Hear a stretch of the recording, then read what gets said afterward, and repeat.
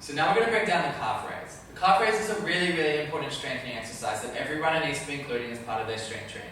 And there's a few reasons for that. Firstly, every time you take a step, you have nearly 8 times your body weight being loaded through your calf and your plantar fascia and your Achilles. That's a lot of loading. Secondly, we also know that these are the muscles that tend to decondition first as we age. So particularly for any runner over the age of 40 or 50, you need to be making sure you're including calf raises as part of an overall strength program at least twice a week to prevent injury to this area. Now, when we perform the calf raise, we need to think about the anatomy. The anatomy of the foot and ankle is completely different to the anatomy of the hip. The muscles of the hip generally have big muscle bellies and relatively short tendons. The muscles of the knee down are completely different. They generally have short muscle bellies and really, really long tendons. They act a lot more like elastic bands. So think of them as the drawstring of a bow. So they're going to lengthen before they contract. And the whole idea with these muscles are that they take elastic power from the ground and then send it back so that it actually makes you a more efficient mover, versus the muscles of the hip, which actually generate power for you. These ones are like rubber bands and they store energy and then send it back into the ground. These ones generate power for you. So they're completely different, and we need to consider that when we're strengthening them. It's also one of the reasons why in pose method, which is a popular running technique method, when they're encouraging people to midfoot strike, they then encourage people to kiss the ground with their heel. So you touch down with your midfoot and then you push down with your heel before you then propel forward. And the idea with that is you're actually lengthening your calf and Achilles, putting more tension in that bowstring so that then it can fire off quicker and you can get a bit more propulsion. Now, when we're performing the calf raise, we are mimicking the propulsion or the toe-off phase of gaze, not foot strike. Pronation isn't bad, right? So as I foot strike, my foot will pronate and my foot will roll in, and that's the shock absorption phase of gaze. However, what we're mimicking with the calf raise is toe-off, and we don't want to be pushing off from a pronated state. We want to be pushing off from a supinated state. In other words, you want to feel tension in your foot when you're doing calf raises, and you want to have created an arch.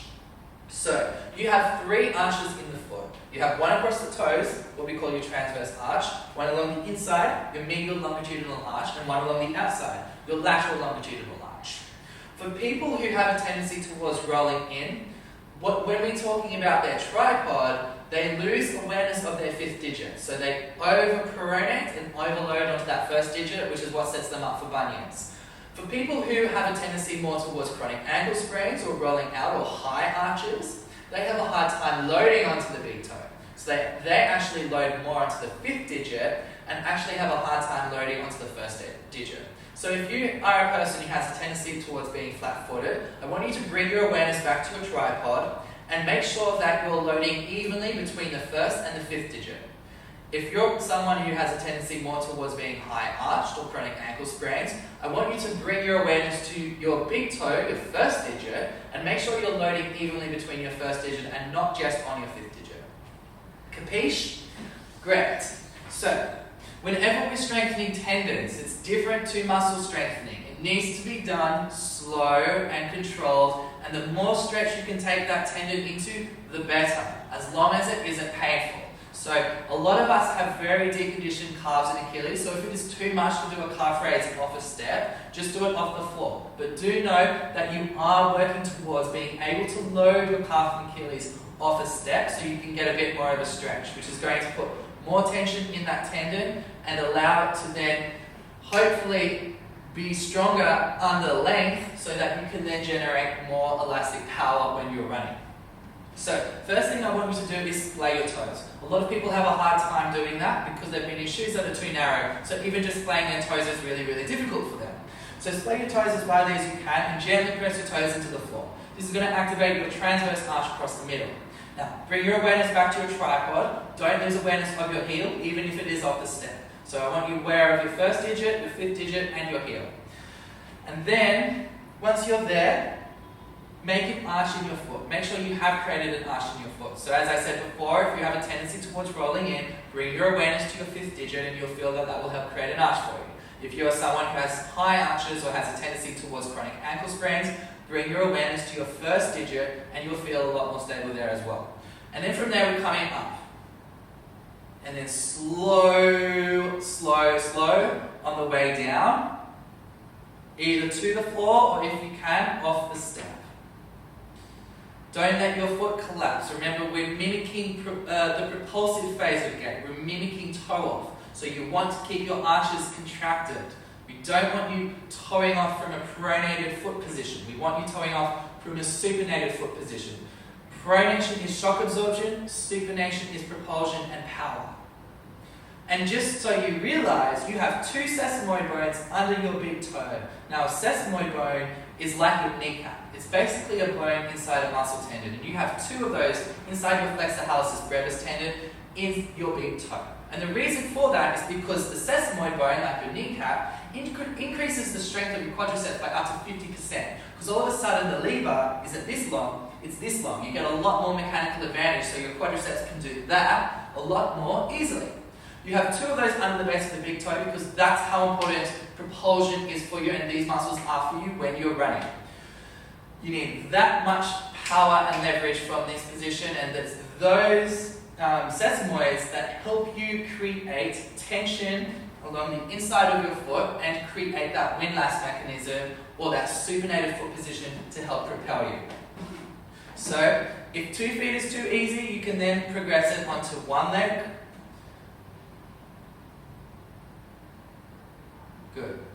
People always ask me, are they better to be done barefoot or better to be done in shoes? Well, you run in shoes, so do some of it in shoes, but also do some of it barefoot because you're going to have a lot more foot awareness being barefoot. And the other thing is, most traditional running shoes, have a heel that's higher than the toes. So already you've actually shortened your Achilles and your calf. So you're actually not going to be able to get the full length that you could if you were to do it barefoot. So definitely do it both. People also ask whether it's better to be done knee straight or knee bent. Well, it depends what muscle you're trying to target. If you're doing it with your knee bent, then you're targeting more of your soleus muscle, because they don't cross the knee. If you're doing it with your knee straight, you're targeting more of your gastrocnemius muscle, which does cross the knee. I generally recommend people do their knees straight, because that's mimicking running more closely. Because when you push off when you run, your knee does straighten. And actually people who have a history of ACL issues, or meniscus surgeries and those sorts of things who have a hard time getting to terminal knee extension can end up with issues further up and down the chain. So when you're pushing off, we generally do want you nearly maxing out hip extension and also knee extension.